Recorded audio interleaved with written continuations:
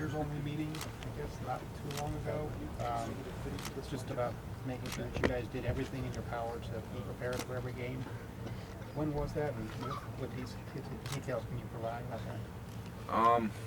It was during a team meeting where, if I'm talking about the same thing you are, when the captains just got up and, well, first the captains talked, the coaches talked about, paying attention to details and getting back to what we do. This was after the Penn State loss. And then we had a team meeting, which was normal routine, and we got up and talked about the things we discussed and getting back on track on our practice habits and our preparation habits. And that was the Northwestern week. And we executed, beat Northwestern, and then got on track again and got another W this week. And we're going to have to continue to do that if we want to do, and if we want to go where we want to go. Do that again. There were so many questions outside this place last month about plateauing and regressing. How much did you guys think about that? Did you feel like you were on the right track, or did you Questions about what? About whether you plateaued, regressed? Inside the building, did you feel that way, or did you feel like you were on track? I felt like we were on track. There's just little things that we weren't hitting, missing a shot here and there that could have exploded the offense, or just little things that we weren't hitting, which sometimes you don't hit those things. It's like life, it doesn't always go your way, but how you respond from that and how you get back on your feet and keep pushing, it really tells what kind of team you are and what type of players and coaches and the culture about your team. So I feel like the way we responded after the Penn State loss and the close game against Northwestern and to a big win against Nebraska really tells what kind of team we are and what kind of players and coaches we have. Not the loss. That doesn't describe what kind of team we have. It's the way we responded and the way we came back and got back on our feet and kept swinging. Hey, Pat, after the game, everybody after the game Saturday said that they did not expect that result as far as, how many points you hung on them. Was there anything different during the week last week that would have pointed to that? Did you guys see, was the attitude different? Did anything happen that would have indicated that result? After the Penn State week, we kind of regrouped and got back on track, so that was different.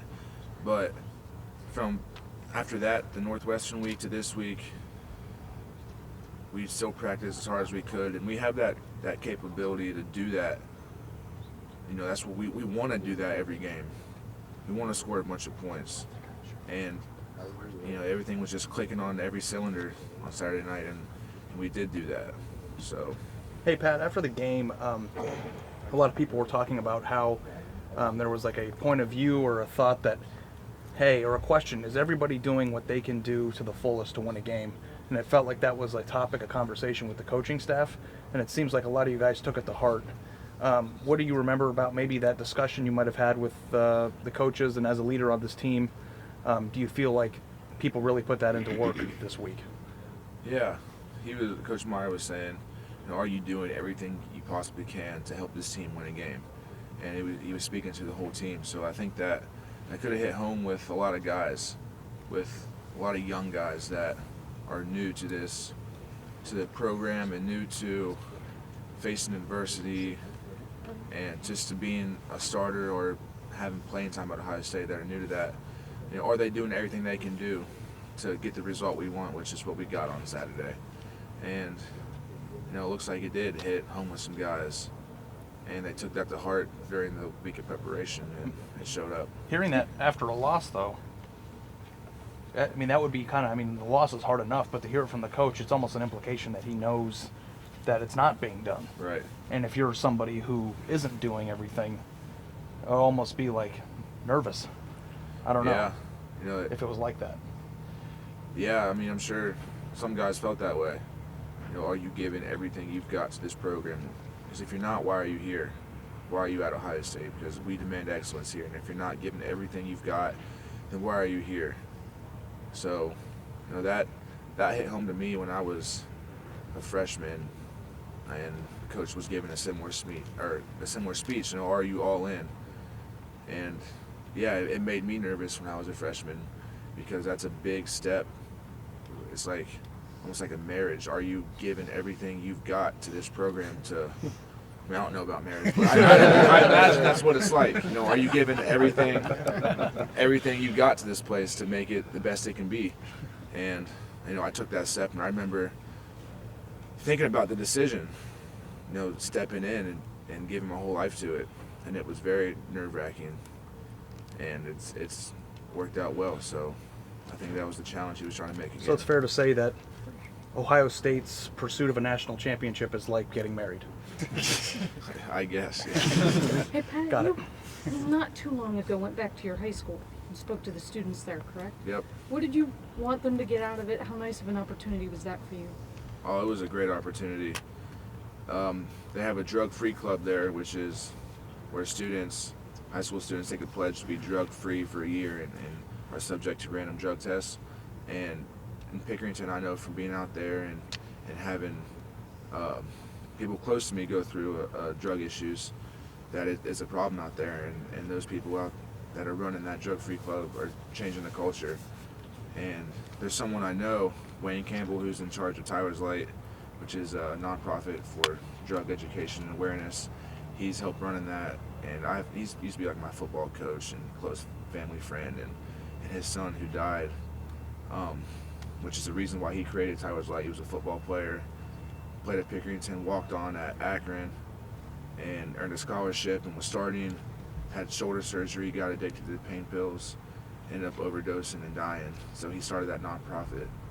And he reached out to me to come and talk to this drug-free club because my brother went through it. I have my friend Zach Himela at Arizona that recently passed away. He's one of my best friends. I grew up with him. He went through it, so I just went out there and shared my experience and my story and talked to those kids. So it was a great experience, great time, and I always do anything I can to help out Tyler's Light, that organization. You got a standing ovation, correct? Yeah, yep. It was fun. It was a good event that needs to take place out in Pickerington, and everywhere it's a problem. It's a real problem. You were that good of friends Last with the question player for in Pat. Arizona? Yeah, we were really good friends. He grew up in Pickerington, right down the street. His dad got a job.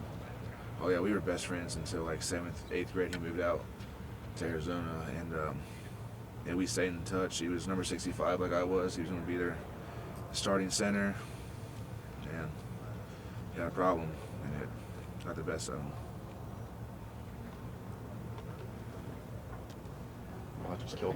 Sorry, man. I saw that you had been tweeting a little bit about that earlier in the year when he passed away, and I just thought it was sort of like Yep. the respect of a fellow lineman or Yeah, whatever. like I didn't his realize. family, they went to the Fiesta Bowl. I gave them tickets. Yeah, we were really good friends.